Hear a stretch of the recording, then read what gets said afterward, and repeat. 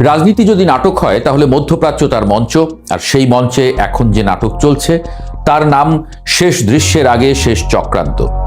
আপনি যদি ভাবেন ডোনাল্ড ট্রাম্প যুদ্ধ থেকে ক্লান্ত হয়ে বাড়ি ফিরতে চান, তাহলে আপনাকে একটু থামতে হবে, কারণ এই নাটকের নায়ক নিজের ইচ্ছায় মঞ্চ ছাড়তে পারে না, পরিচালক যদি তাকে যেতে না দেয়। আর সেই পরিচালক কে? অনেকেই বলবেন বেনিয়ামিন নেতানিয়াহু। এর মধ্যেই ইসরায়েল পেল সুসংবাদ। যুদ্ধের মাঠে সে পেতে যাচ্ছে আরেকটি দেশ ও শক্তি, সংযুক্ত আরব আমিরাতকে। 2026 সালের এপ্রিল, মধ্যপ্রাচ্যের বাতাসে এখন বারুদের গন্ধ, আর সেই গন্ধে রাজনীতি, অর্থনীতি আর কূটনীতি সবকিছু মিশে এক অদ্ভুত ঘ্রাণ তৈরি করেছে। ফেব্রুয়ারি থেকে শুরু হওয়া অপারেশন এপিক ফিউরি যেন এক দীর্ঘ নাটকের দ্বিতীয় অঙ্ক, যেখানে চরিত্রগুলো আগের চেয়ে বেশি মরিয়া, বেশি চতুর আর অনেক বেশি বিপজ্জনক। ইসরায়েলের অবস্থানটা একটু বুঝে নেওয়া যাক। নেতানিয়াহু সাহেব ঘোষণা দিয়েছেন, আমরা অর্ধেক পথ পেরিয়ে এসেছি। কথাটা শুনতে খুব সাধারণ লাগলেও এর ভেতরে লুকিয়ে আছে এক গভীর বার্তা। অর্ধেক পথ মানে কি? মানে যুদ্ধের লক্ষ্যগুলো এখনো পুরোপুরি পূরণ হয়নি, আর সেই লক্ষ্যগুলো খুব সাধারণ কিছু নয়। ইরানের পারমাণবিক কর্মসূচি পুরোপুরি ধ্বংস করা, তাদের ব্যালিস্টিক মিসাইল কারখানাগুলো গুঁড়িয়ে দেওয়া, আর ইরানের অভ্যন্তরীণ কাঠামো ও পরোক্ষ বাহিনীর শক্তি ভেঙে ফেলা। এ যেন দাবার বোর্ডের রাজাকে কোণঠাসা করার মতো। কিন্তু সমস্যা হলো, ইরানও কোনো সাধারণ খেলোয়াড় না। তারা পাল্টা চাল দিতে জানে, আর সেই চাল এখন সরাসরি তেল আবিব পর্যন্ত পৌঁছে যাচ্ছে। 1 এপ্রিলের হামলায় ইরানের মিসাইল যখন তেল আবিবের আকাশে শব্দ তোলে, তখন বোঝা যায় এই খেলায় কেউ পুরোপুরি নিরাপদ নয়। ইসরায়েলের আরেকটি বড় স্বপ্ন আছে, শাসন ব্যবস্থা পরিবর্তন। তারা মনে করছে ইরানের ভেতরের অস্থিরতা আর বাইরের সামরিক চাপ একসাথে মিললে হয়তো একদিন তেহরানের ক্ষমতার কাঠামো ভেঙে পড়বে। এটা অনেকটা সেই গল্পের মতো, যেখানে বাইরে ঝড় আর ভেতরে আগুন, দুটো মিলে ঘরটা একসময় ধসে পড়ে। এবার আসি আমেরিকার কথায়।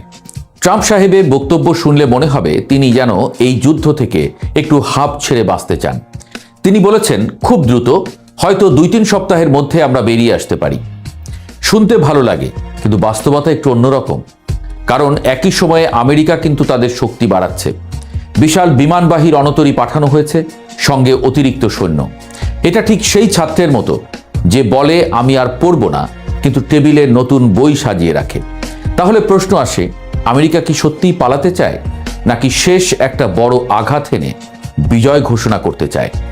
এর উত্তর লুকিয়ে আছে রাজনীতিতে।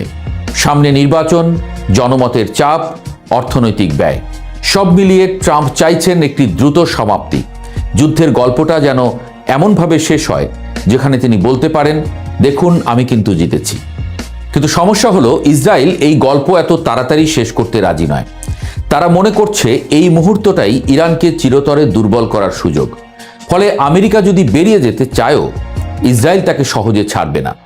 গত ফেব্রুয়ারি থেকে শুরু হওয়া যৌথ সামরিক অভিযান অপারেশন এপিক ফিউরি মধ্যপ্রাচ্যের সংঘাতকে এক নতুন স্তরে নিয়ে গেছে। যুক্তরাষ্ট্র ও ইসরায়েলের যৌথ হামলা আর ইসরায়েলের নিজস্ব অপারেশন রোয়ারিং লায়ন মূলত ইরানের সামরিক অবকাঠামো ভেঙে দেওয়ার লক্ষ্যেই পরিচালিত হচ্ছে। 1 এপ্রিল 2026 ইরান থেকে ছোড়া মিসাইল তেল আবিব এবং বনেই ব্র্যাক সহ বিভিন্ন স্থানে আঘাত হানে। মধ্যপ্রাচ্যের আকাশ আবার জ্বলে ওঠে আগুনে।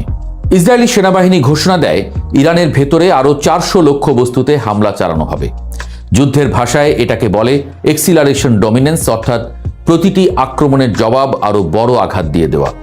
এই জায়গায় মঞ্চে নতুন চরিত্র হিসেবে প্রবেশ করে সংযুক্ত আরব আমিরাত। একসময় যারা ইরানের সঙ্গে ব্যবসা করত, এমনকি মধ্যস্থতাকারীর ভূমিকাও নিতে চাইত, সেই আমিরাত এখন সরাসরি যুদ্ধে নামার প্রস্তুতি নিচ্ছে। হরমুজ প্রণালী বিশ্ব অর্থনীতির এক গুরুত্বপূর্ণ শিরা। সেটাকে সচল রাখতে তারা শক্তি প্রয়োগের কথাও ভাবছে। ভাবুন তো, যে দেশ একসময় কূটনীতির পথে হাঁটত, সে এখন যুদ্ধের ময়দানে নামার জন্য প্রস্তুত। এটা শুধু অবস্থান পরিবর্তন নয়, এটা এক ধরনের মানসিক রূপান্তর। আমিরাত শুধু নিজেরাই নামতে চায় না, তারা চাইছে একটি আন্তর্জাতিক জোট গড়ে তুলতে। জাতিসংঘের নিরাপত্তা পরিষদে এই প্রস্তাব আনার চেষ্টা চলছে। ইউরোপ এশিয়ার দেশগুলোকে আহ্বান জানানো হচ্ছে, যেন একা যুদ্ধ নয়, সবাই মিলে এক বড় লড়াই। কিন্তু এই সাহসের পেছনেও ভয় কম কাজ করছে না। ইরান ইতোমধ্যে সতর্ক করে দিয়েছে যেন কোনো উপসাগরীয় দেশ যদি তাদের বিরুদ্ধে সরাসরি যুদ্ধে নামে তাহলে তাদের গুরুত্বপূর্ণ অবকাঠামো ধ্বংস করে দেওয়া হবে। এটা শুধু হুমকি নয়, এর প্রমাণও দেখা যাচ্ছে। সাম্প্রতিক হামলায় আমিরাতের দিকে ছোঁড়া হয়েছে প্রায় 50টি ক্ষেপণাস্ত্র ও ড্রোন, অর্থাৎ যুদ্ধের আগুন এখন তাদের দরজায় এসে পৌঁছেছে। এখানে একটা মজার ব্যাপার আছে। সৌদি আরব এবং অন্যান্য উপসাগরীয় দেশগুলো ইরানের বিরুদ্ধে অবস্থান নিয়েছে ঠিকই, কিন্তু তারা এখনো সরাসরি যুদ্ধে নামেনি। তারা যেন পাশ থেকে খেলাটা দেখছে, কখন নামলে লাভ বেশি হবে সেটা হিসাব করছে। আরেকটি গুরুত্বপূর্ণ বিষয় হলো হরমুজ প্রণালী। এই প্রণালী বন্ধ হয়ে গেলে বিশ্ব অর্থনীতি যেন অক্সিজেন হারাবে। তেল পরিবহন বন্ধ হয়ে গেলে বাজারে অস্থিরতা তৈরি হবে, আর সেই অস্থিরতার ঢেউ গিয়ে পৌঁছবে ঢাকা থেকে নিউ ইয়র্ক সবখানে। এদিকে ট্রাম্প নিজেই নাকি বলেছেন হরমুজ প্রণালী পুরোপুরি সচল না করেই তিনি যুদ্ধ শেষ করতে রাজি। মানে তিনি দায়িত্বটা অন্যদের ঘাড়ে চাপিয়ে দিতে চাইছেন, আর সেই অন্যরা এখন আমিরাত হতে পারে। এই পুরো দৃশ্যটা একটু দূর থেকে দেখলে মনে হয় যেন একটা বিশাল দাবার খেলা চলছে। আমেরিকা রাজা, ইসরায়েল রানী, ইরান প্রতিপক্ষের শক্তিশালী খেলোয়াড়, আর আমিরাত নতুন ঘোড়া যে হঠাৎ করেই বোর্ডে লাফ দিতে শুরু করেছে। কিন্তু দাবার খেলায় একটা নিয়ম আছে, প্রতিটি চালের মূল্য দিতে হয়। আমিরাত যদি এই খেলায় পুরোপুরি ঢুকে পড়ে তাহলে যুদ্ধ শেষ হলেও তাদের জন্য নতুন সমস্যা শুরু হতে পারে। ইরানের সঙ্গে দীর্ঘমেয়াদী উত্তেজনা, বিনিয়োগকারীদের আস্থাহীনতা, সবকিছু মিলিয়ে এক কঠিন ভবিষ্যৎ।